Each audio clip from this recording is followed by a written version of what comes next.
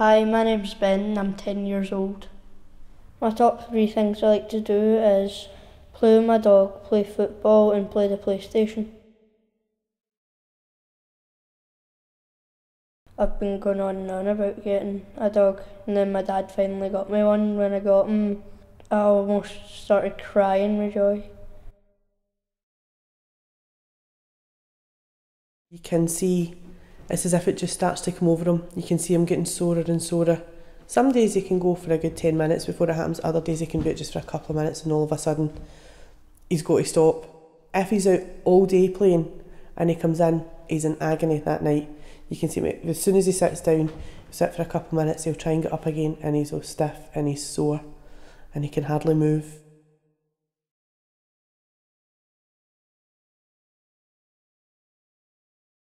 In school, when we're playing tag and that, when I see my pals running a lot faster and a lot longer without getting sore, I just think to myself, I wonder what it would be like if I didn't have spina bifida and I could run as fast as my pals. I had actually phoned the Scottish Spina Bifida Association at the time when he was still just a baby, and we'd had it confirmed it was spina bifida. When I spoke to somebody there, they had told me that they would be there if I needed them, which looking back on it I really appreciate because of the different doctors and things, you know, and you get bombarded with information and things. It is quite frightening. Spina bifida is a very wide-ranging condition. It goes from the very mild to the very complex and extreme. Ben would be put probably by medics on the milder end. Having said that, that's still not easy to live with. Spina bifida, when there's no paralysis, as there normally is in the majority of children, means that Ben experiences pain because his nerves are not paralysed, and the pain can be very extreme. And we work with many children who are going through this right into adulthood.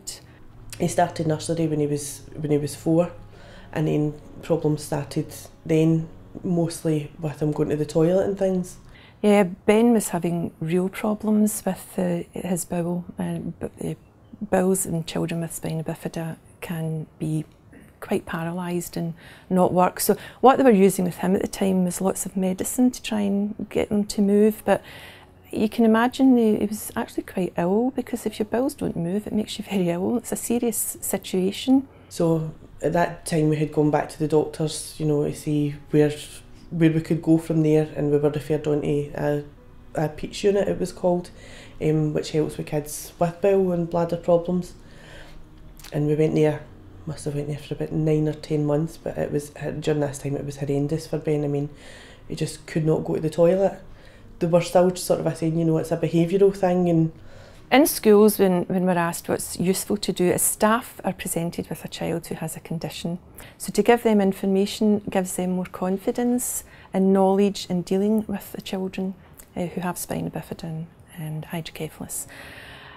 So we will go in and we'll give talks to schools, we'll talk about what the condition is, we'll explain what's happening with the child, and when perhaps it's being considered, as does happen very regularly, that a child's problems are behavioural rather than medical, then we can help to clear that up with the staff, that this child is not a naughty child, it's a child who is struggling with a medical condition. And it's been great, the whole sort of the association that's behind her has been great as well, because if I can't speak to Anne, I can speak to others there as well. But mostly through speaking to Anne, it's given me a lot more confidence to deal with stuff with Ben, because a lot of the stuff I didn't know and couldn't understand, had never heard of before. I've been playing football, my legs usually get sore, and I've got tablets, pregabalin for that, and that only helps my legs.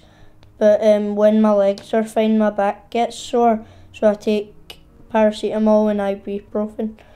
And then in Ben's case, of course, because he has such pain, we referred him on to the specialist nurse here at the centre, who's able to do relaxation with him. Her background is in pain management, so she has helped him with exercises, which help him to manage his pain. The pain can't be taken away. So Lisa had been emailing Ben some ideas for some relaxation techniques. He was doing them and he was finding it was a wee bit easier, and he wasn't losing his temper as much and things as well because he was getting frustrated with it. Sometimes it's a call to our helpline. Sometimes it's much more. Every year, our family support workers respond to over 4,000 calls to action from those requiring help and advice, and make over 200 hospital and home visits. In addition to these vital support services, the SSBA have a family support centre, specialist support staff in the north of Scotland, and continue to provide health check clinics, information days, conferences, parent-toddler groups, adult peer support, and an inclusive fitness project.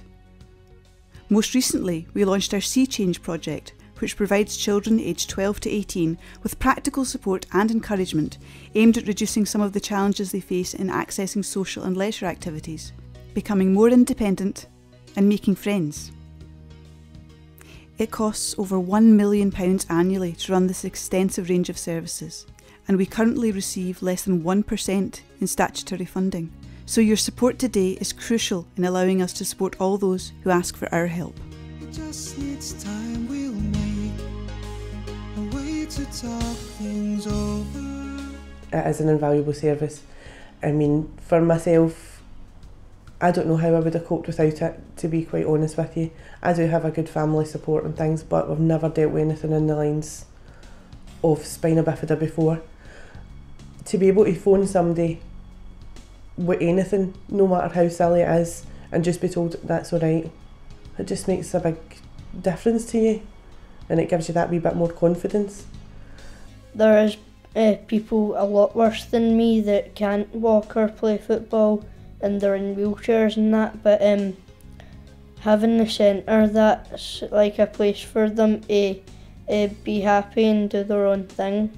If I was to describe the SSBA as a family member, I don't think I could just pick one, because it would be like, for this kind of thing, it would be a cross between your mum and your sister, which sounds really silly because I always go to my mum for anything and everything.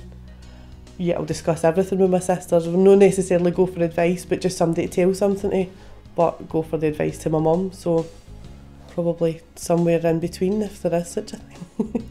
Spina bifida has been a very, very long-term condition. It was known way back in the time of Pharaohs, and it's still happening today. There's just no outlook yet in the horizon that it's going to be cured or prevented in any way. So the need for our service is going to be constant and continuing.